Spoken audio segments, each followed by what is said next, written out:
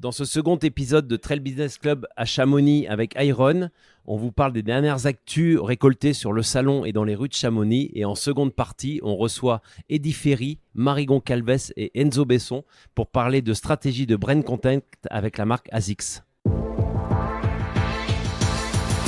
Trail Business Club s'installe à Chamonix pour vous faire vivre les coulisses business du sommet mondial du trail 2025 avec iron.fr. Retrouvez-nous pour une émission quotidienne enregistrée depuis la House of Mountain de Iron, leader du running, du trail et de l'outdoor, né de la motivation de passionnés de vouloir rendre accessible à tous les meilleurs équipements, les conseils les plus avisés et les expériences les plus mémorables. Bonne écoute. Bonjour à toutes et à tous, on est en direct pour cette deuxième journée à Chamonix, il fait encore très beau, c'est aujourd'hui non plus face à l'aiguille du Brévent mais face aux aiguilles de Chamonix sur la terrasse de la House of Mountain. Bonjour Mathilde. Bonjour Fred. La nuit a été bonne? Courte? La nuit était un peu courte, mais ça va continuer sur ce trend-là toute la semaine. Donc Milestone est installé ici toute la semaine, on a 5 émissions, on a déjà eu hier le premier numéro autour de l'expérience coureur avec notamment Lucas Chauvin, Simon Clos et Goulven Cornec. Aujourd'hui on va parler de stratégie de brand content avec ASICS et nos 3 invités qu'on vous présentera juste après. Mercredi on aura les objectifs d'une team trail avec Brooks, d'ailleurs on parlera aussi de team trail avec le team ASICS bien sûr, ou Fuji, le team Fuji Trail ASICS, c'est ça? Exactement. Hein. On parlera jeudi aussi de nouvelles audiences, nouveaux récits avec la marque Oversteam et la marque New Balance. Et vendredi, on parlera d'inclusion avec Oka, Boris alias Pied de Robot et Fabrice Perrin. Mais avant de commencer avec nos 3 invités, Mathilde, on va débriefer toutes les petites infos qu'on a eues sur le salon et on n'en manque pas, notamment au niveau des activations, un terme que tu connais très bien, qui est vraiment le terme à la mode depuis au moins cette année, mais 2-3 ans ici sur Chamonix. Et la première grosse activation qu'on a vécue hier et qui a fait quelques remous, c'est celle de Clem qui court. Exactement, enfin, on l'a vécu hier et continue aujourd'hui et encore demain. En effet, Brooks a mis en place une opération avec donc le coureur Clem qui court qui vend sur le stand au village un t-shirt Lucky Cam au prix de 36,99 €. Et en fait, cette vente crée une queue d'à peu près 50 mètres, 100 mètres, près de 2 heures par moment pour aller acheter son t-shirt. Ils en ont vendu 500 t-shirts en 6 heures hier. Donc, ils continuent de les numéroter parce que pour la petite histoire, comme c'est une édition limitée, c'est numéroté à la main par l'équipe de Clem qui court. Donc, il y a un atelier permanent, mais c'est vrai que ça fait parler sur le village parce que ça crée un petit peu de perturbation sur le passage. Mais ça fait parler en tout cas.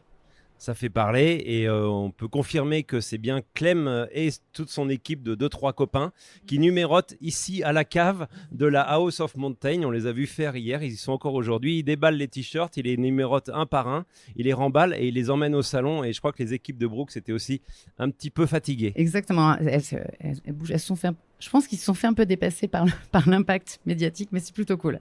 Et donc toi, tu as des infos sur l'historique, la marque historique de la compression, je crois. Alors hier soir, ici, lors de la soirée NAC, j'ai rencontré Yann Tchoumi, le CEO de la marque Compressport, qui m'a livré quelques chiffres qui sont très encourageants. On en parlera avec Eddy Ferry sur la croissance actuelle du marché, puisque Compressport me disait qu'en 5 ans, ils ont doublé leur chiffre d'affaires, que cette année, ils sont sur une croissance de 37% au premier semestre, qui viennent de faire un premier point là, fin juin.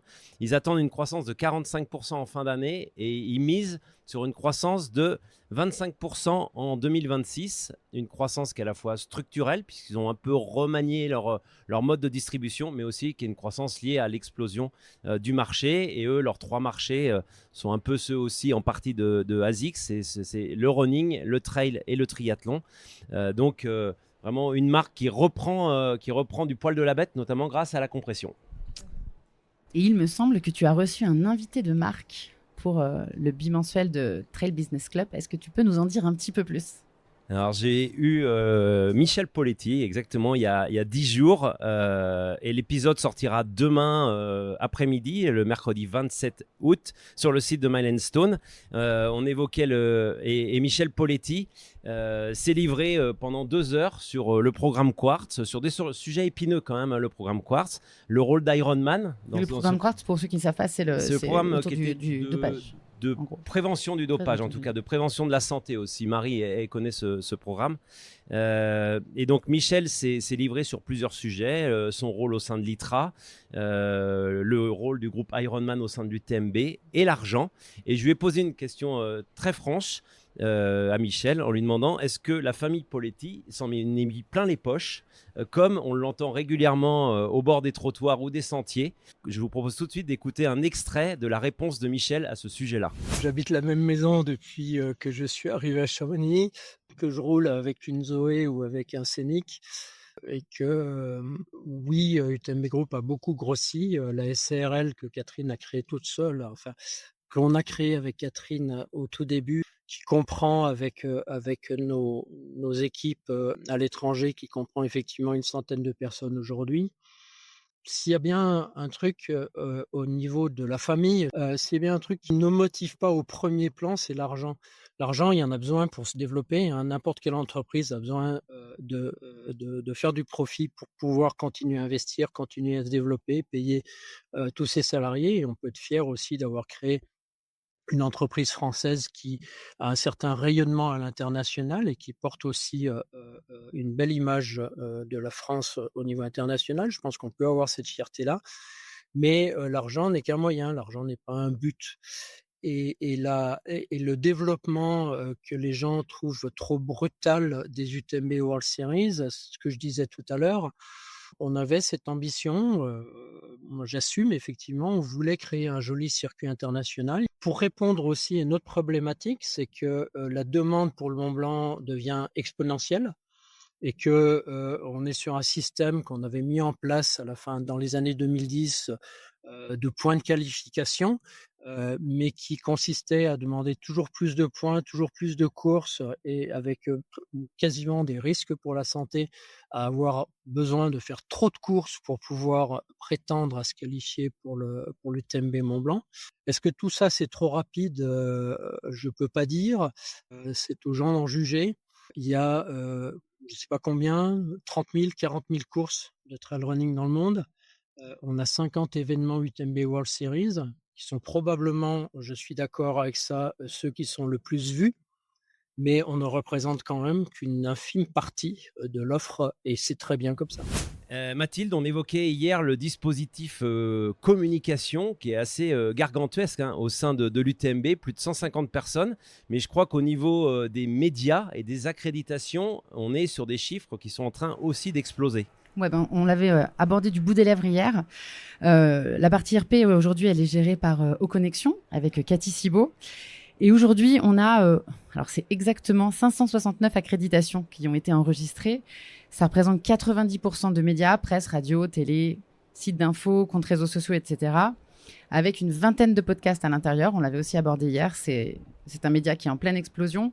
Et il y a 10% d'influenceurs qui, en plus, aujourd'hui, viennent pas juste avec leur petit téléphone. Ils viennent avec leur équipe son, caméraman, etc. Donc, c'est des gros dispositifs. Et surtout, il y a plus de 38 pays qui sont représentés côté presse, médias et influence. Et d'ailleurs, parmi tous ces supports et médias, il y a donc le podcast. Et je crois que tu as rencontré Guillaume Lalu. Oui, j'ai croisé Guillaume Lalu dans les rues de Chamonix samedi déjà, puisqu'on était déjà là en fin de semaine dernière, puisqu'on le disait hier, maintenant l'événement commence dès le vendredi, 10 jours avant sa clôture. Et Guillaume Lalu, qui gère le podcast Course Épique, s'est exprimé à mon téléphone, parce que le micro c'était mon téléphone, sur l'augmentation des podcasts, le nombre de podcasts français qui sont ici sur Chamonix estimés, et surtout aujourd'hui, quelle est la rentabilité économique? Est-ce qu'on peut vivre d'un podcast? Je vous propose tout de suite d'écouter Guillaume. Guillaume, aujourd'hui, combien on référence de podcasts français qui seraient sans doute même présents ici à Chamonix? Il y en a beaucoup, on ne doit pas être loin de la dizaine. Donc des acteurs qui sont là depuis très longtemps. Et c'est vrai qu'il y a une émergence de nouveaux podcasts aussi depuis quelques années, parfois thématiques avec des colorations spécifiques sur les femmes, sur une approche un peu plus scientifique. Donc il y a une large diversité de podcasts et c'est sûr des événements comme l'UTMB, c'est des immanquables pour être au cœur de ce qui se passe. Donc ils sont en nombre cette année. On voit beaucoup de podcasts aussi qui ont investi des lieux. Et quand je dis investi, c'est investi financièrement, parce que ça coûte cher d'être dans ces lieux. Est-ce qu'aujourd'hui, produire un podcast, c'est une affaire rentable ? Alors, dans des lieux, en tout cas, c'est important parce que ça permet de s'ancrer dans la réalité. C'est vrai que dans les podcasts, on est parfois un peu loin des audiences, donc ça permet d'avoir ce point de passage, un point d'ancrage, des athlètes qui sont accessibles pour le public.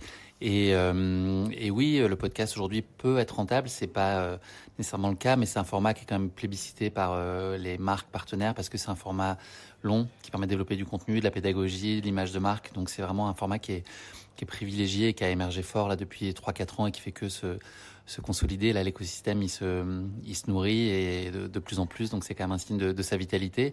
Après, il est rentable.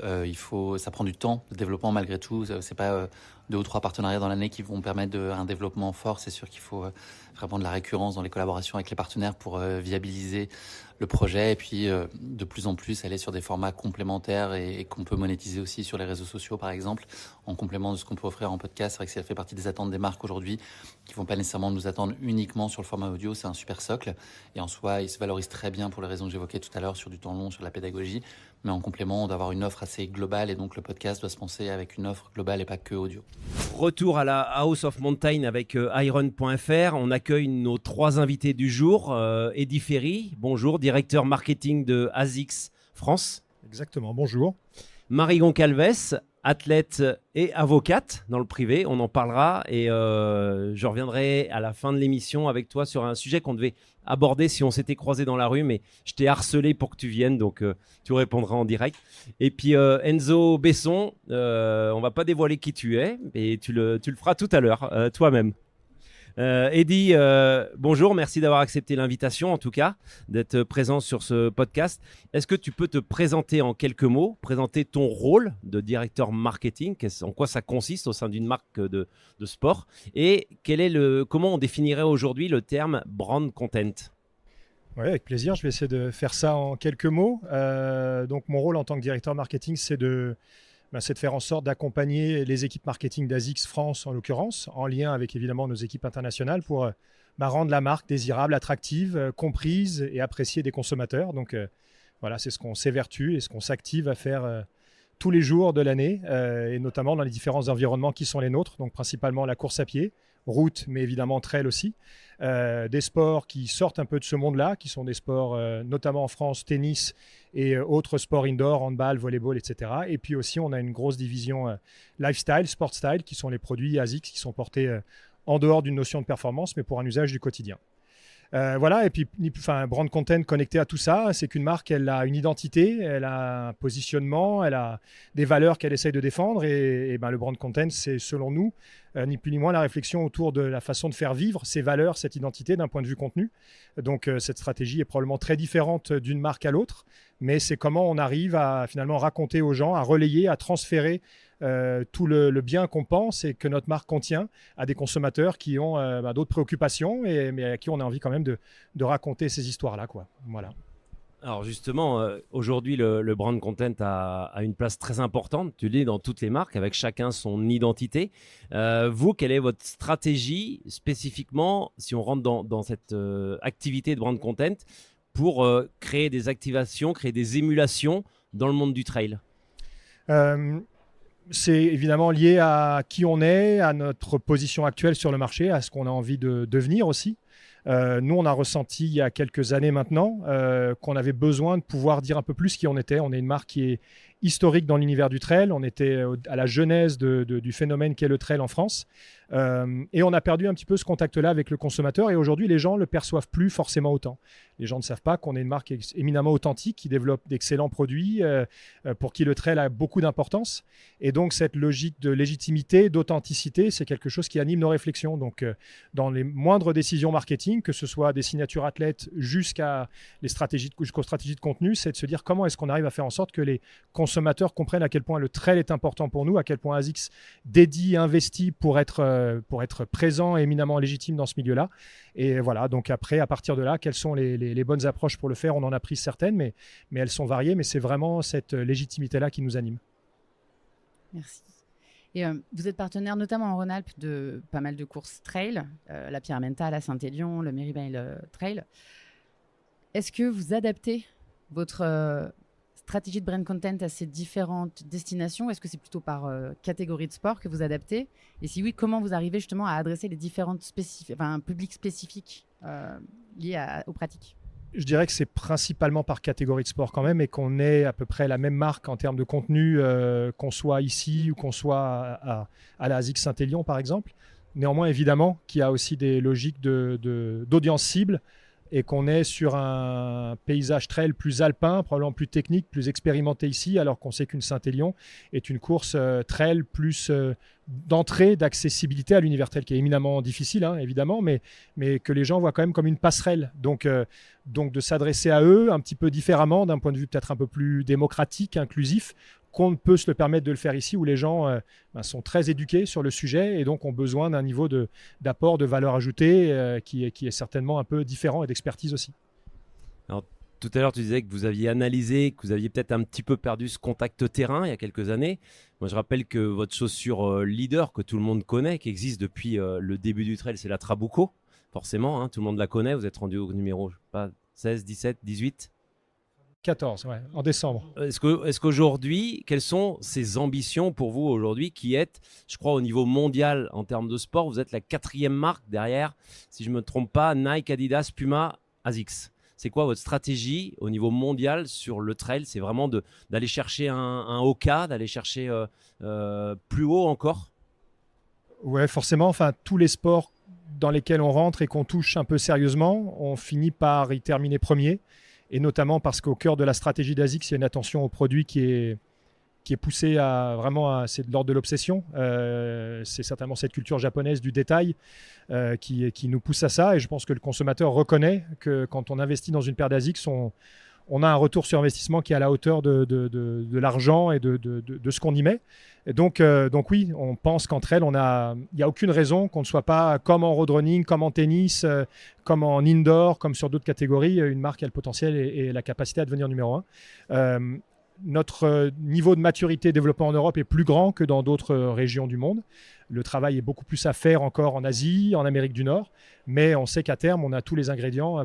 Il n'y a aucune limite aujourd'hui à la capacité d'ASICS à le devenir, ne serait-ce que notre capacité à donner vie à ces produits, à les faire comprendre par les consommateurs et à raconter ces belles histoires, notamment par nos athlètes et aussi par le contenu.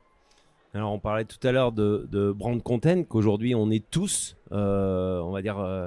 presque attaqué parfois par des images, du contenu qui est produit sur les réseaux sociaux, sur les sites ici. Est-ce que c'est de plus en plus compliqué de parler au consommateur? Est-ce que le consommateur est pas lassé? Est-ce que vous allez arriver à le capter encore? Ouais, je vois Enzo qu'on n'a pas eu le droit de présenter, mais qui se présentera après, qui a une vraie expertise là-dessus, hocher de la tête. Évidemment que c'est plus compliqué. Le fameux temps de cerveau disponible se réduit au fur et à mesure. Le bombardage, il est réel, on le sent tous en tant que citoyens, consommateurs, et donc c'est éminemment subtil et complexe de trouver le bon créneau, la bonne façon d'adresser les sujets. Les premières secondes de chaque contenu, quand c'est des contenus vidéo, déterminent la réussite ou l'échec de ces vidéos, notamment alors qu'elles sont peut-être éminemment bien et qu'elles auraient intéressé. Voilà. Donc c'est vraiment un enjeu de la guerre de l'attention qui est très important. C'est pas une très jolie expression, c'est pas un très joli mot. Honnêtement, d'un point de vue des valeurs, c'est pas quelque chose qui est très confortable pour nous, ASICS, qui sommes plutôt une marque portée sur la promotion de l'esprit sain dans le corps sain et du respect. Voilà, exactement. Donc, on essaye de composer avec ça et de trouver notre façon à nous d'exister dans cet écosystème-là, en acceptant que peut-être ça prendra un peu plus de temps et que parfois l'authenticité et la légitimité se racontent sur un temps plus long et que le matraquage, le bombardage, ça a des vertus court-termistes mais qui ne sont pas forcément celles qu'on recherche. Donc voilà, on essaye de fonctionner un peu comme ça et d'adapter et de définir justement nos stratégies de contenu et réseaux sociaux notamment, parce que c'est évidemment notamment par là que les contenus passent en fonction de ces éléments-là. Alors les athlètes du team, on en a une, Marie Goncalves, juste à côté, ont des obligations particulières au niveau contractuel ou est-ce que ils sont libres de faire ce qu'ils veulent et comment vous adaptez la stratégie de vos campagnes avec vos athlètes? Alors, je vais faire attention à ce que je dis parce que Marie est là et qu'elle est avocate. Et donc, si je dis une bêtise, voilà, c'est à double tranchant. Non, je crois, et Marie le confirmera ou pas, qu'on laisse les athlètes extrêmement libres sur leur stratégie de contenu. On parlait justement de cette authenticité, ce temps de cerveau disponible. On sait aussi qu'une des façons d'arriver à capter l'attention, c'est d'être sincère dans ce qu'on dit, dans ce qu'on fait et dans comment on le raconte. Donc, imposer à des athlètes de tenir des postures ou de créer des contenus qui ne leur ressemblent pas, voilà, c'est se jeter droit dans le mur. Donc voilà, on essaye de respecter qui ils sont. Mais évidemment, il y a toujours des mais. Quand on est dans des événements tels que celui-ci, on a des plans de contenu un peu mieux définis et on a besoin pour le coup que les athlètes jouent le jeu. Donc on les sollicite pour venir à l'intérieur de l'univers ASICS plus précisément voilà, et apporter leur pierre à l'édifice. Mais pour ce qui leur appartient, eux, sur leur communication, leur réseau, ils sont éminemment libres de fonctionner et d'adapter la stratégie qu'ils souhaitent adapter tant qu'elle leur ressemble et qu'évidemment elle est en phase avec nos valeurs.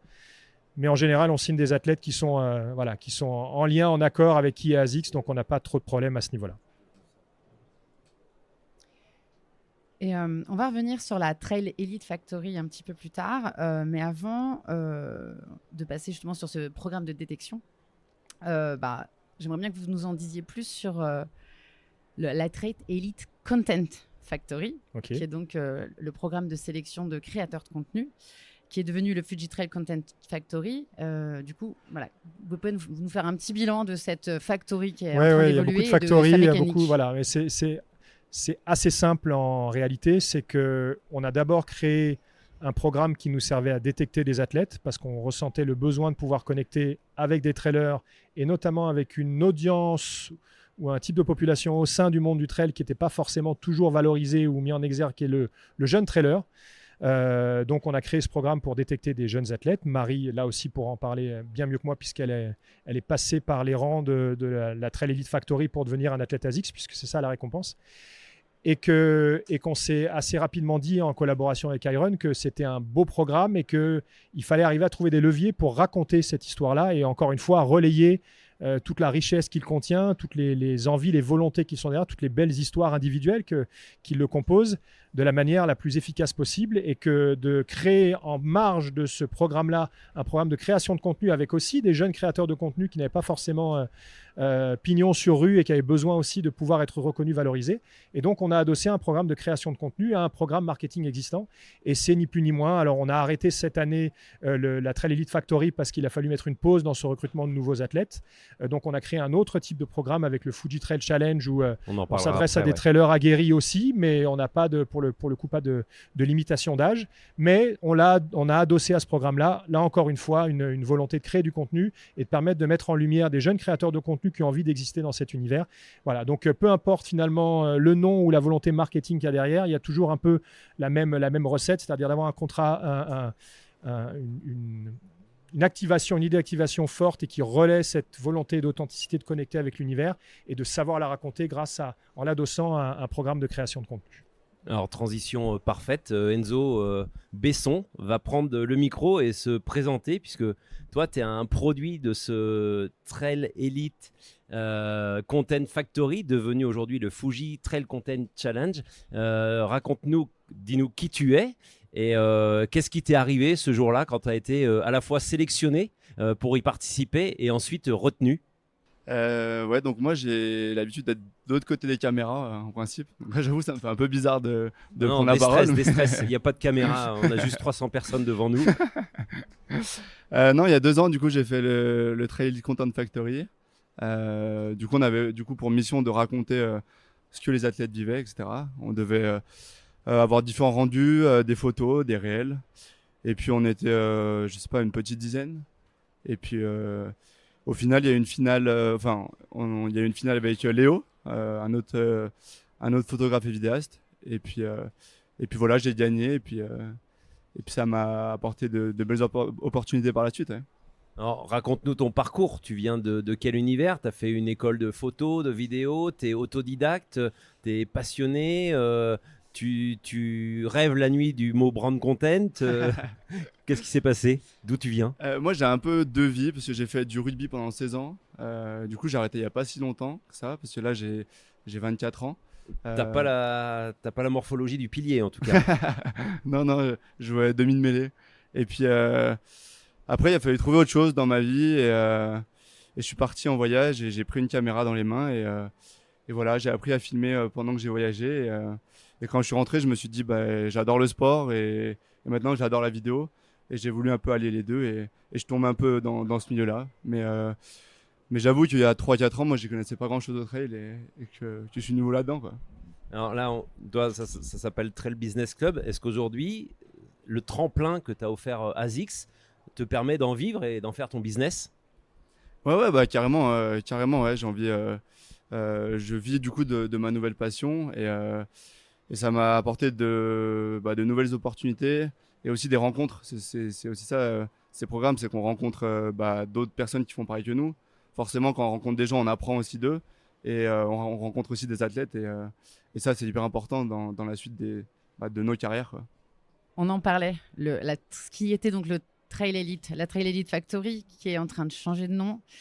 Je vais te donner la parole, Eddy, pour nous en dire un petit peu plus, pour nous expliquer un petit peu ce qu'il en est.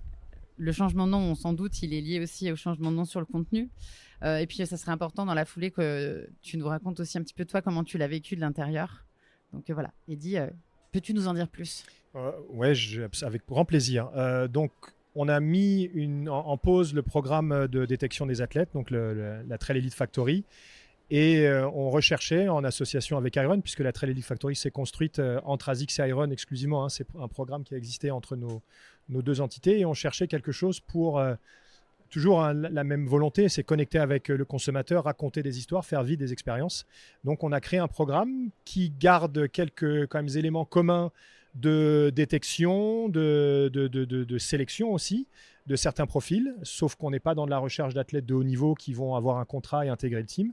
On était juste en recherche d'un groupe de personnes qui allaient être méritantes de par leur amour pour la pratique de ce sport, mais aussi par leur niveau, puisqu'on les emmène après vivre une expérience qui nécessite quand même d'être un petit peu aguerri au sport et à la pratique, puisqu'ils vont faire le Mont Blanc one shot avec une de nos athlètes accompagnée. Donc il y a un peu de course et puis ensuite il y a de l'alpinisme, c'est du sérieux. Voilà, c'est une façon de raconter une histoire de connexion avec la région, la haute montagne, tout ce que le trail incarne aussi dans son univers proche, mais aussi élargi, puisque les coureurs de trail sont des gens qui sont éminemment proches de la montagne et de cet univers-là. Donc nous, on a voulu avec Iron s'y intégrer, raconter via un programme, parce que le temps long nous intéressait aussi beaucoup, comprendre les gens, les amener dans des événements, pouvoir écouter leur motivation, la passion qu'ils ont pour ce sport-là et leur envie forte d'arriver à être ceux qui sont retenus. Voilà, c'est quelque chose qui, en termes de valeur, nous correspond plus, je crois, que de faire une journée avec des explosions de feux d'artifice et des choses comme ça. On aime bien, nous, pouvoir connecter avec les gens et avoir la possibilité de développer des histoires et de les raconter. Voilà, donc il y a des ingrédients communs, mais l'objectif final est un petit peu différent et l'audience à laquelle on s'adresse aussi. Donc finalement, c'est ça le Fuji Trail Challenge. Super. Mais du coup, au-delà des équipements, de l'accompagnement sportif et de cette envie de les embarquer dans vos valeurs et dans votre vision du sport, comment vous accompagnez les sportifs en général et ces nouveaux venus en particulier, notamment sur les contenus? Est-ce qu'il y a parce que tout le monde n'est pas aguerri, on peut être aguerri au trail sans être aguerri à la création de contenu. Vous disiez tout à l'heure que vous les laissiez libres, mais est-ce que vous les laissez libres en essayant de les aider un petit peu? Est-ce que vous les formez? Ces gens-là, on ne leur demande pas de créer du contenu, on demande juste de vivre l'aventure avec nous, mais on a, à l'image de ce qu'on a fait avec le programme qu'Enzo évoquait précédemment, un programme de création de contenu avec des jeunes créateurs comme Enzo, qui sont soit des vidéastes de longue expérience, soit des jeunes créatifs qui nous ont soumis des candidatures, dont on a sélectionné 4 profils, et qui vont accompagner cette histoire de one-shot vers le Mont Blanc, créer des contenus, et pouvoir ensuite nous permettre de les relayer de manière impactante, visuelle, vraiment en transmettant toutes les émotions que ce programme a pu contenir. Et voilà, donc on a toujours ce double, c'est pas un mélange des deux, c'est vraiment un programme marketing avec une expérience sportive. Et en marge de ça, puisque l'aventure, l'histoire, le sport ne se raconte jamais mieux que par du contenu qui sait en saisir et en capturer toute la richesse, et ben de créer avec des gens spécialisés ou qui ont cette sensibilité-là, un programme de création de contenu qui travaille main dans la main finalement. Alors avant le Trail Elite, le Fuji Trail Challenge, il y a eu le Trail Elite Factory. On va passer la parole à Marie, qui est, on va dire, un bébé, un pur produit Pur produit. avec sur la première cuvée d'ailleurs, avec Hugo Deck qui a brillé depuis, et toi aussi tu as brillé depuis, à la fois sportivement, puisque tu as gagné la l'ASICS Saint-Élion l'an passé, et la même année tu as prêté serment pour devenir avocate, et on parlera aussi d'un diplôme récent que tu as obtenu en fin d'émission. Raconte-nous à la fois comment tu es arrivé à aller à ces programmes de détection. Est-ce que c'est avec ton entraîneur Fabien Antolinos? Est-ce que c'est toi volontairement? Est-ce que c'est par justement en étant bombardé sur les réseaux sociaux d'une invitation? Et puis qu'est-ce que ça t'a... Est-ce que tu as eu des étoiles dans les yeux le jour où tu as été sélectionné? Et qu'est-ce que ça t'a apporté depuis? C'est beaucoup de choses, mais je sais que tu vas réussir à synthétiser. Et bien alors moi, il faut savoir que c'était la première édition du coup que j'ai gagné. Donc je ne savais absolument pas ce qui allait se passer par la suite. Je pense d'ailleurs qu'ASICS savait pas non plus ce qui allait arriver par la suite, mais je sais, des belles choses. Non, c'est sûr que, moi quand je me suis inscrite à ce programme, j'étais à des années-lumière de me dire que aujourd'hui je serais là avec vous pour la semaine de l'UTMB à courir le jeudi l'OCC. Et il faut savoir que moi, je ne faisais pas de trail. Je me suis inscrite à ce programme vraiment par hasard. Je l'ai vu passer sur les réseaux sociaux. C'était pendant le Covid. Donc moi, je faisais de l'athlétisme, du cross, donc plutôt demi-fond. Et pendant la période Covid, plus de compétition. Donc je me suis dit, ça me fera une petite compétition en off avec d'autres jeunes qui aiment bien courir. Et un peu à ma plus grande surprise, j'ai gagné la demi-finale. Et j'ai été sélectionnée pour la finale. Donc c'était sur un week-end. On avait une montée un petit peu sèche et après un parcours. Et du coup, j'ai gagné la finale. Pas très loin d'ici en plus. Si, c'était au Pic Saint-Loup, moi, la finale. Okay. Ouais, les premières éditions, c'était au Pic Saint-Loup avec un temps horrible. On n'était pas gâtés par la météo. Mais donc j'ai gagné mon premier contrat. Et maintenant, ça fait déjà 4 ou 5 ans. Donc ça fait un petit moment. Et en fait, on a vraiment, j'ai été accompagnée vraiment dès le début, sans griller les étapes. Et je pense que c'est ça qui a été important, moi, dans tout le processus de construction. C'est que je suis rentrée chez ASICS, j'avais jamais couru, je pense, plus de 12 km. Et on a vraiment commencé par des trails autour de 18. L'année d'après, on est monté sur des formats 30, après 40. Et les années d'avant, la ASICS Saint-Élion, 80 km. Mais du coup, c'est vrai que ASICS, ils ont vraiment pris en compte le fait que je ne faisais pas de trail, je n'y connaissais rien et que globalement, on avait tout à construire ensemble. Donc, Et aujourd'hui, une victoire à l'ASICS Saint-Élion, une participation à l'OCC jeudi, une sélection en équipe de France, c'était au championnat du monde à Innsbruck en 2023. Les projets, si tu te projettes déjà sur les 5 prochaines années ou pas avec ASICS? Ouais, j'aimerais bien continuer à monter un petit peu sur les distances. Là, cette année, faire l'OCC, mais parce que j'aimerais bien faire les Templiers dans quelques semaines. Donc, c'était pour ça que là, on se concentrait plutôt sur une petite distance. Mais l'année prochaine, faire la CCC, donc le format 100 km de l'UTMB. Pourquoi pas aller chercher l'UTMB les années à venir, mais voilà, justement continuer dans cette logique de construction progressive et pas griller les étapes, parce que voilà, je pense que je suis capable de terminer l'UTMB, mais en fait l'objectif c'est pas de le terminer, c'est de le terminer en faisant une très bonne place. En plus, je sais que ton entraîneur est très attaché à la progressivité et à la planification. Eddy, c'est important ça dans ce programme Trail Elite Factory, d'avoir un peu cette maîtrise de progression pour éviter que les jeunes que vous avez enrôlés, parce qu'il y a eu aussi Élie Besson-Piton, Hortense Mermillon, Diane Racineux, et certains sont encore dans votre team aujourd'hui, de finalement en fait se dire c'est bien que ces jeunes-là soient chez nous ou dans un autre team de jeunes en France pour que justement on puisse construire l'avenir de la discipline avec eux? Oui, évidemment. Enfin, on ne se lance pas dans un projet comme celui-là avec une volonté de retour sur investissement court-termiste. On sait qu'on est dans une aventure longue.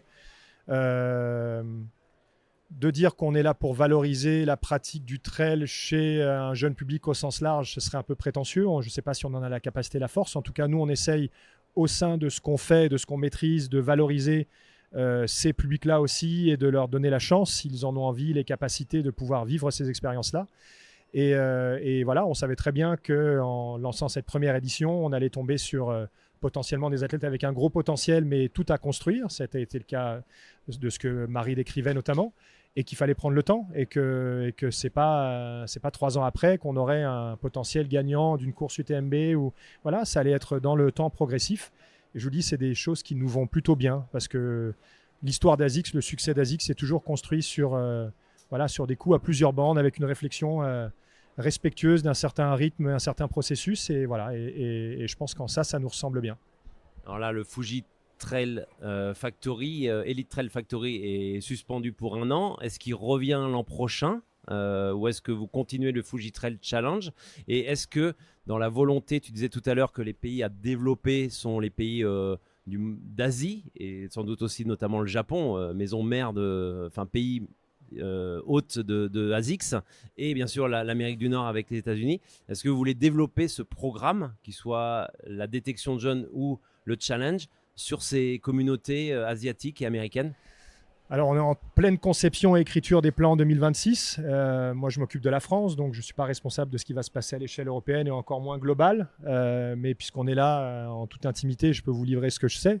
C'est que oui, il y a une vraie volonté de remettre la Trail Elite Factory à l'ordre du jour de l'année prochaine, donc de 2026, à l'échelle européenne. Sous quelles conditions exactement, quels seront les critères, ça reste encore à écrire. Justement, c'est la partie qui reste en suspens. Ce sera probablement pas un programme international, en dehors de l'Europe, pas tout de suite. Il y a, je pense, un état de développement et de maturité dans un marché qui est quand même nécessaire pour lancer des programmes tels que celui-là. C'est probablement pas par ce bout-là qu'il faut prendre le sujet aux États-Unis ou en Asie.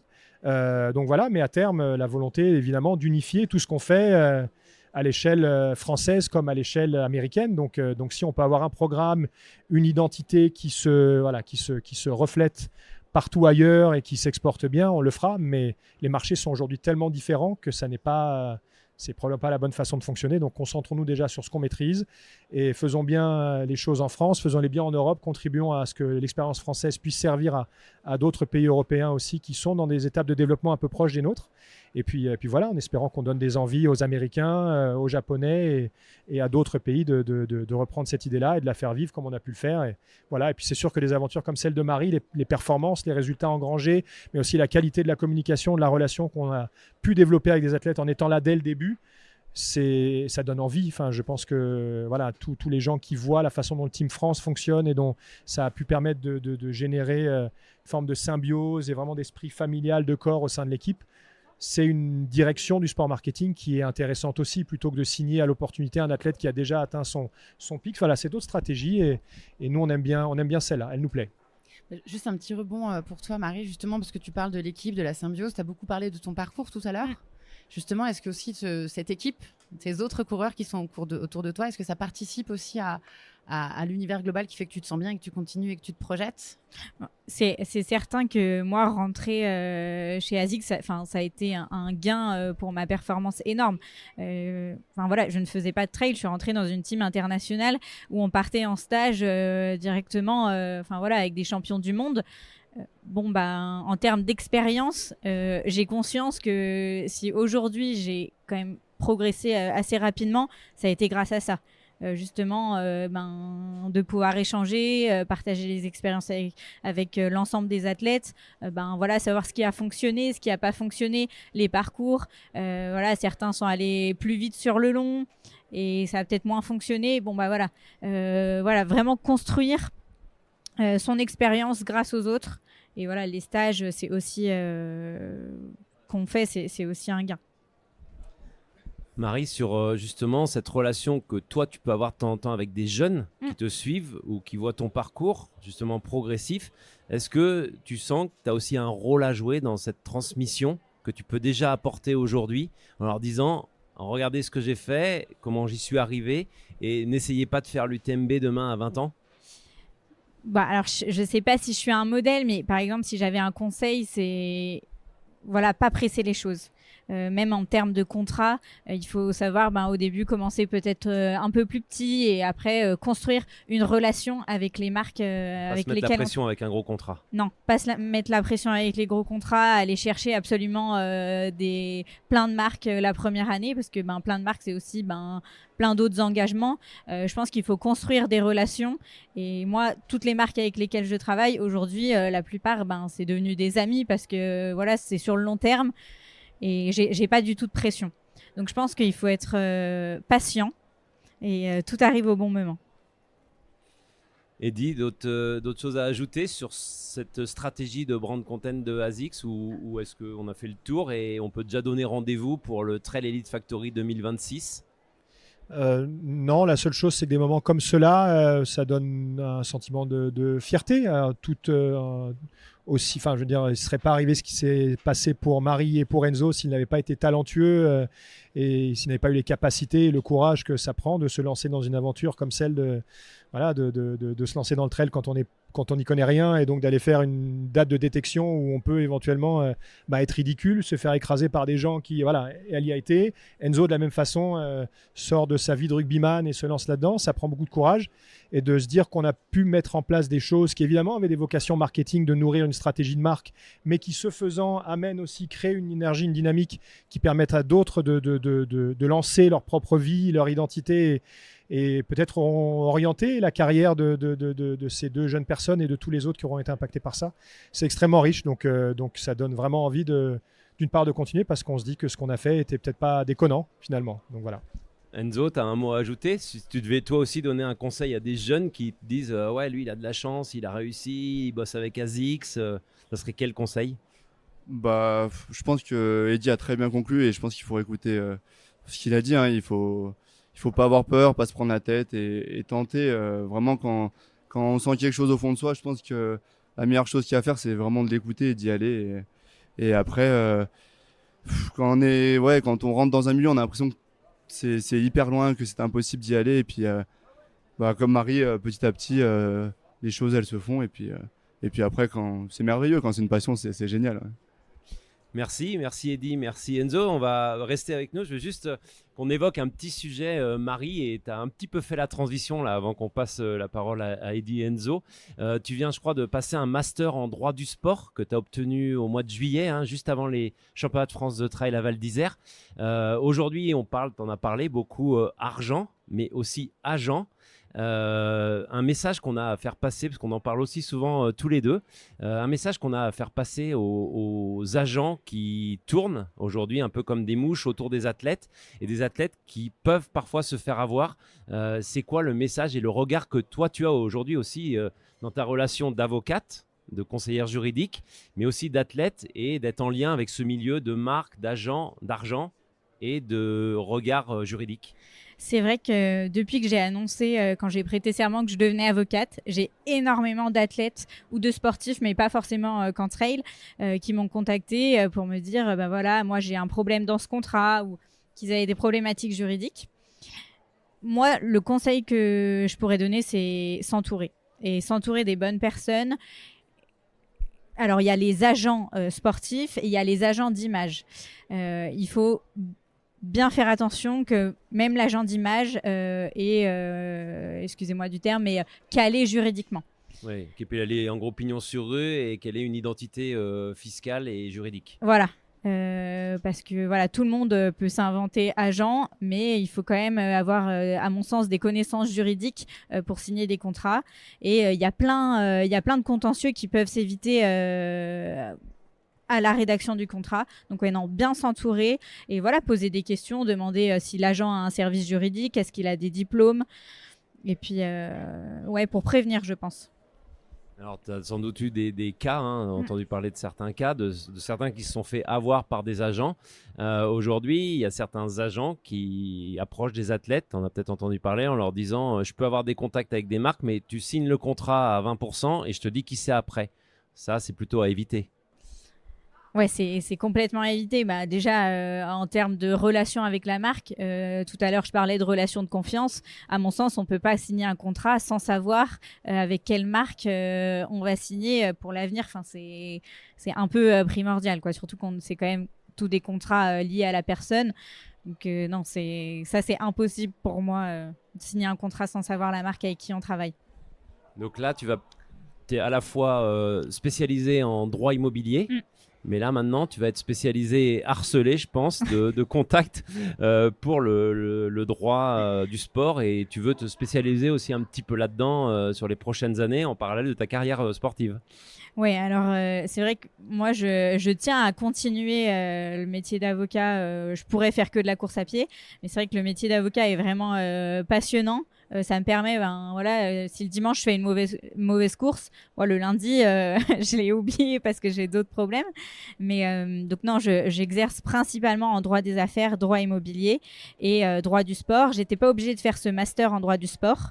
Il y a plein d'avocats qui exercent sans faire ce master en droit du sport, mais moi j'avais quand même plein de questions sur plein de sports et ça m'a permis quand même de gagner du temps sur les mécanismes.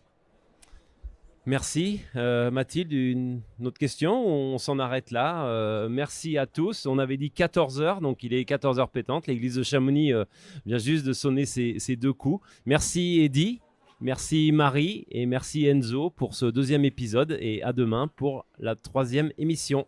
Bonne journée.